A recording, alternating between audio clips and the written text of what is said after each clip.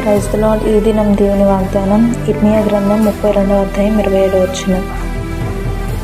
నేను యెహోవాను, సర్వశరీరులకు దేవుడను, నాకు అసాధ్యమైనది ఏదైనా ఉండునా.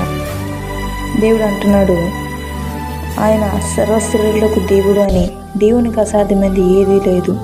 మనుషులకు సాధ్యం కానివి దేవునికి సాధ్యం. ఈరోజు నీకు ఎన్ని సమస్యలు, రోగాలు, అప్పులు, శోధనలు అన్నీ నేను చుట్టుముట్టినా వాటన్నిటినీ నువ్వు దేవుని దగ్గర చెప్పు, దేవుని పాదాలకు అప్పచెప్పు. ఆయన తప్పక కార్యం చేస్తాడు. ఆయన అంటున్నాడు కదా, ఆయన అంటున్నాడు ఏమని, నాకు అసాధ్యమైనది ఏదైనా ఉన్నదా అని.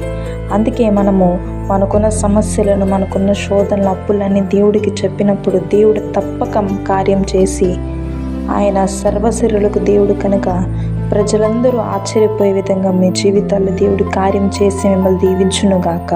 ఆమేన్.